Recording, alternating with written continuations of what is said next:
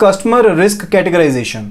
सो risk based जो approach है वो बेसिस है किसका, केवाईसी एएमएल की रेगुलेशंस का, इस ऑब्जेक्टिव के साथ कि जहां पर जितना हम इफेक्टिवनेस को ला सकेंगे, जितनी एफिशिएंसी को ला सकेंगे, वो हम देखेंगे किस हिसाब से जो रिस्क है वो एसोसिएटेड है पर्टिकुलर कस्टमर के साथ या फिर एंटिटी के साथ। सो कस्टमर जो रिस्क कैटेगराइजेशन है वो एक की कंपोनेंट है एंड जो प्राइमरी ऑब्जेक्टिव है कस्टमर रिस्क कैटेगराइजेशन का, कि इसके हिसाब से, इस कैटेगराइजेशन के हिसाब से जो बैंक है वो अपने एफर्ट्स को सूटेबली मॉड्यूलेट कर सकते हैं, यानी कि जो भी एफर्ट्स उन्होंने करने हैं एएमएल सीएफटी के ऊपर उनको वो मॉड्यूलेट कर सकते हैं। सो सबसे पहले उन फैक्टर्स को देखते हैं जो इंपैक्ट करते हैं money laundering and terrorism financing के रिस्क को। तो ये जो मेजर फैक्टर्स हैं, these are 5 factors. So let us have a look at them. तो सबसे पहला फैक्टर है इसमें कस्टमर्स।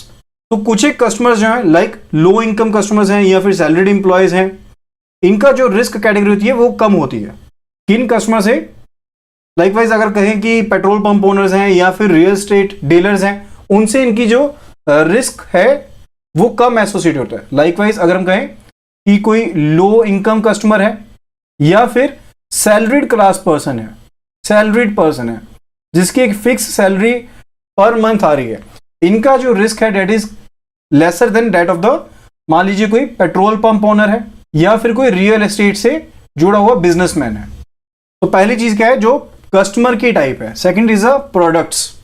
तो कुछ एक प्रोडक्ट्स जैसे हम कहें कि सेविंग फंड अकाउंट जो है, इनका जो रिस्क है कंपैरेटिवली वो लेसर है than that of the current accounts. तो करेंट अकाउंट में बैंक्स को ज्यादा आइडेंटिटी का या फिर जो ड्यू डिलिजेंस का ध्यान रखना चाहिए rather than that of the saving fund account. तो सेविंग फंड अकाउंट में भी ये दिक्कत रहती है, लेकिन जो करंट अकाउंट है वहां पर ज्यादा दिक्कत रहती है। या फिर आप प्रोडक्ट कह लीजिए, लाइकवाइज आप आरटीजीएस कर रहे हैं, तो अगर सिंपल सेविंग फंड अकाउंट में आप ट्रांजैक्शंस कर रहे हैं तो उसमें इतना रिस्क नहीं है जितना आरटीजीएस में, या फिर जहां पर क्रॉस बॉर्डर वायर ट्रांजैक्शंस हैं वहां से रिलेटेड जो रिस्क एसोसिएटेड है। थर्ड जो फैक्टर है that is a delivery channel. तो आप इसमें इस तरह से समझिए कि जो ट्रांजैक्शंस की जा रही हैं ब्रांचेस के थ्रू, उन पे जो रिस्क रहता है वो कम इंपोज होता है रेदर देन जो ट्रांजैक्शंस की जा रही हैं नेट बैंकिंग के थ्रू, मोबाइल बैंकिंग के थ्रू, वहां पर जो रिस्क एसोसिएटेड है वो ज्यादा है अगर हम मनी लॉन्ड्रिंग के हिसाब से या फिर टेररिज्म फाइनेंसिंग के हिसाब से देख रहे हैं। फोर्थ जो फैक्टर है that is regarding the locations, यानी कि कुछ एक लोकेशंस जो कैश इंसेंटिव है, कैश इंटेंसिव हैं, यहां पर जहां पर कैश की जो डीलिंग है वो ज्यादा हो रही है, ठीक है। या फिर कुछ ऐसी लोकेशन हो सकती है जहां पर क्रिमिनल एक्टिविटीज जो है वो ज्यादा है, area is imposed to criminal activities, तो वो ज्यादा रिस्कियर रहती है, that is based upon location. And fifth factor is regarding the geography. तो बहुत सी ऐसी ज्यूरिस्डिक्शंस हैं जो हमने पार्ट ए में भी पढ़ा, मॉड्यूल ए में भी पढ़ा, कि जहां पर जो एएमएल की रेजिम्स हैं या फिर सीएफटी के जो रेजिम है वो वीक है, यानी कि वहां की जो कानून व्यवस्था है, जो लेजिस्लेशन है वो इतनी स्ट्रांग नहीं है, तो वो ज्यादा बड़ा रिस्क इंपोज करती हैं मनी लॉन्ड्रिंग के लिए, टेररिज्म फाइनेंसिंग के लिए। ओके, तो ये यहां पर 5 फैक्टर्स हैं, that is customer, products, delivery channels, locations and geography. Then it is risk categories.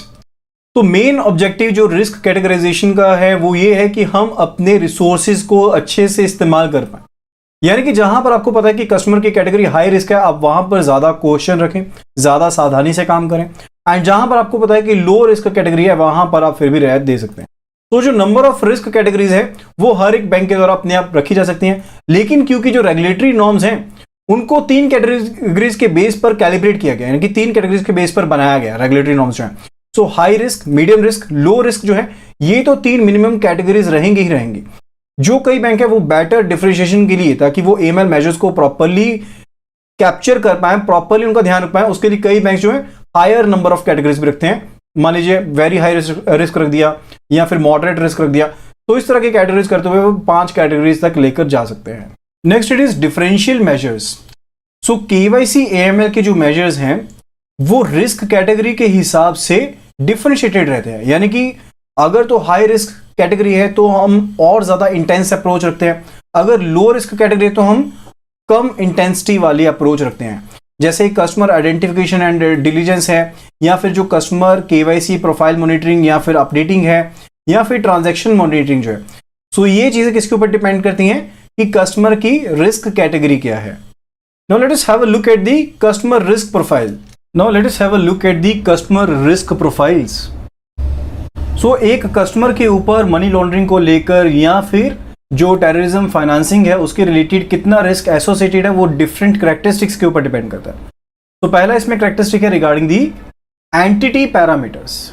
Entity parameters यानी कि उसका कॉन्स्टिट्यूशन क्या है, वो इंडिविजुअल है, ज्वाइंट है, एंड साथ में जो कस्टमर का बैकग्राउंड है एंड जो सोशल स्टेटस है, ठीक है, उसके ऊपर डिपेंड करता है। सेकेंड जो पैरामीटर है डेट इज ज्योग्राफिकल पैरामीटर्स। कौन सी कंट्री का रेजिडेंट है, कंट्री ऑफ ओरिजिन क्या है, कंट्री ऑफ इनकॉर्पोरेशन क्या है, कस्टमर की लोकेशन क्या है, कस्टमर के क्लाइंट्स की लोकेशन क्या है, जहां पर वो पैसे भेज रहा है उनकी लोकेशन क्या है। यानी कि अगर कोई पर्सन यहां से इंडिया से बार बार रेमिटेंस ऐसी कंट्री में कर रहा है जो टेररिज्म प्रोन हो सकती है, जहां पर टेररिज्म एक्टिविटी ज्यादा हो सकती हैं, तो वो एंटिटी का रिस्क भी बढ़ जाता है। फर्दर फाइनेंशियल पैरामीटर्स कि फाइनेंशियल स्टेटस कैसा है, एक्सपेक्टेड एनुअल इनकम क्या है, एक्सपेक्टेड एनुअल टर्नओवर क्या है, expected annual value of other services क्या है। लाइकवाइज आई टोल्ड यू कि जो सैलरीड क्लास है उसके साथ जो रिस्क एसोसिएटेड है वो कम है as compare to that of the petrol pump owner. Fourth parameter is activity parameter कि कौन सी एक्टिविटी करता है, कौन से प्रोफेशन में है, उसकी ऑक्यूपेशन क्या है, एम्प्लॉयमेंट क्या है, बिजनेस एक्टिविटी क्या है। Next one it is a linkage parameter, किस तरह से वो उसकी लिंकेज है, यानी कि सोर्सेज ऑफ फंड्स क्या है, किस तरह से सोर्सेज उसके अकाउंट में आ रहे हैं, पेमेंट किस हिसाब से ले रहे हैं, ट्रांसफर्स के थ्रू पेमेंट ले रहे हैं, कैश पेमेंट्स ले रहे हैं। इसी तरह से रिलेशनल पैरामीटर्स जो है वो भी मैटर करते हैं, वो भी रिस्क को आइडेंटिफाई करते हैं कि एक इंडिविजुअल के ऊपर, एंटिटी के ऊपर कितना जो रिस्क है वो एसोसिएट करता है। सो बैंकिंग सर्विसेज जो अवेल की हैं, पैरा बैंकिंग सर्विसेज जो अवेल की हैं, बैंकिंग अकाउंट्स कितने हैं उसके, so that are the relational parameters. So ये डिफरेंट कस्टमर की रिस्क प्रोफाइल के रिलेटेड पैरामीटर्स है जिसके रिगार्डिंग जो रिस्क है मनी लॉन्ड्रिंग को लेकर एंड टेररिज्म और फाइनेंसिंग को लेकर वो वेरी करता है। फर्दर इसके अलावा कुछ एक और पॉइंट्स भी हैं। लाइकवाइज अगर किसी सैंक्शन लिस्ट में नेम है, क्वेश्चन लिस्ट में नेम है, मीडिया रिपोर्ट में नाम आ रहा है, अकाउंट स्टेटस अगर खराब हो जा रहा है, पर्टिकुलर आपको कहीं से रिपोर्ट मिलती है उस चीज़ के रिगार्डिंग, मीडिया रिलेटेड रिपोर्ट मिलती है, तो ये रीजंस भी हो सकते हैं जो रिस्क एसोसिएटेड है कस्टमर के साथ उसको इफेक्ट करते हैं।